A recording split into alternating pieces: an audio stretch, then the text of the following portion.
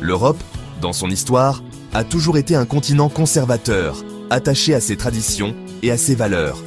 Ce n'est que récemment qu'elle a commencé à s'ouvrir et à devenir une entité plus diverse et inclusive. Voici les raisons qui expliquent cette transformation. Des bouleversements économiques, des enjeux géopolitiques et des évolutions sociales majeures. Nous examinerons le rôle des différents acteurs, des ONG aux institutions internationales, dans ce changement profond.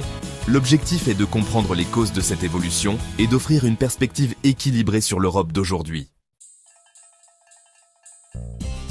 Un autre levier moins connu est l'endettement des États européens, notamment de la France, vis-à-vis de pays arabes riches depuis le tournant de la gauche en 1982. En échange de prêts ou d'investissements, pétroliers, infrastructures, tourisme, les monarchies du Golfe ont obtenu des concessions. Facilitation de la construction de mosquées, financement d'associations islamiques et soutien aux filières de formation religieuse. Par exemple, la dette accumulée envers l'Arabie Saoudite et les Émirats a conduit plusieurs municipalités françaises à attribuer des terrains à bas coût pour des projets cultuels.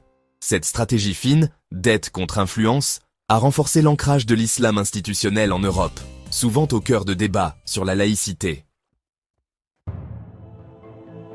Si l'économie a joué un rôle, les conflits et l'instabilité sont devenus des facteurs importants de migration, en particulier en provenance du Moyen-Orient et d'Afrique.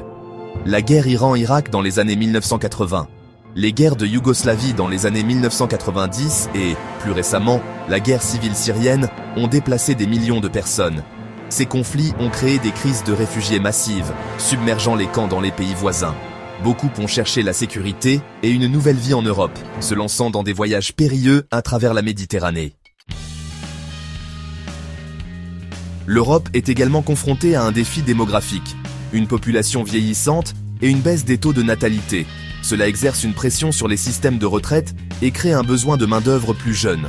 Certains voient dans l'immigration un moyen de remédier à ce déséquilibre.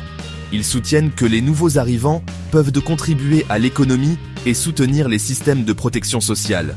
Cependant, cette perspective néglige souvent les complexités de l'intégration et la nécessité d'investir dans l'éducation et les services sociaux.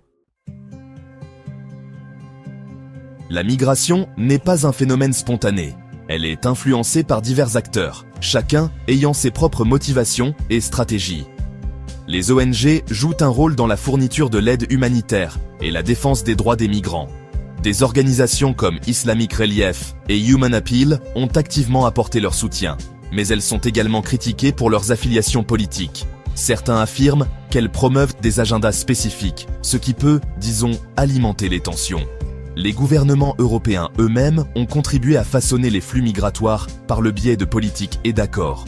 Certains ont mis en place des contrôles aux frontières plus strictes, tandis que d'autres ont adopté des positions plus accueillantes. Cela a conduit à un paysage complexe et souvent, contradictoire des politiques migratoires à travers l'Europe. L'afflux de migrants a indéniablement entraîné des changements sociaux et culturels importants en Europe. Cela, a conduit à des tensions dans certaines zones, notamment dans les centres urbains, où la concurrence pour les ressources, comme le logement et l'emploi, peut être, disons, assez féroce. Par exemple, dans certaines banlieues parisiennes, des résidents de longue date expriment leur frustration face à ce qu'ils perçoivent comme un traitement de faveur accordé aux nouveaux arrivants. Ces tensions sont souvent exacerbées par les inquiétudes économiques et les malentendus culturels. Les défis liés à l'intégration d'un grand nombre d'immigrants ont contribué à la montée des mouvements populistes à travers l'Europe. Des partis comme le Rassemblement national en France et l'Alternative für Deutschland en Allemagne ont, disons, capitalisé sur les inquiétudes entourant l'immigration, employant souvent une rhétorique anti-immigrée. Ils se présentent comme les défenseurs de l'identité nationale et des valeurs traditionnelles, s'adressant à ceux qui se sentent laissés pour compte par la mondialisation et les changements démographiques. Certains analystes évoquent une stratégie géopolitique plus calculée derrière les vagues de migration. Ils font référence au concept de chaos créatif, un terme apparu dans les documents stratégiques américains à la fin des années 1990. En 2006, Condoleezza Rice affirmait « Nous aidons ces sociétés à accoucher d'un nouveau Moyen-Orient ».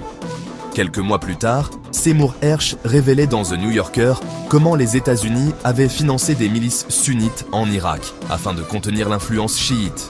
On en déduit une responsabilité partagée. Les intérêts sionistes et atlantistes cherchent à protéger Israël et leur propre position en affaiblissant les États arabes. Certains dirigeants ou chefs locaux acceptent des financements étrangers, creusant les divisions internes. Cette théorie suggère que la déstabilisation délibérée de régions peut servir à remodeler la dynamique du pouvoir mondial. Les partisans de ce point de vue affirment que les conflits au Moyen-Orient, qui ont alimenté une grande partie de la migration récente, ont été délibérément orchestrés pour affaiblir les États arabes et servir les intérêts occidentaux. La question de l'immigration est complexe et chargée d'émotions. Il est crucial de l'aborder avec nuance, en cherchant à comprendre les multiples facteurs en jeu.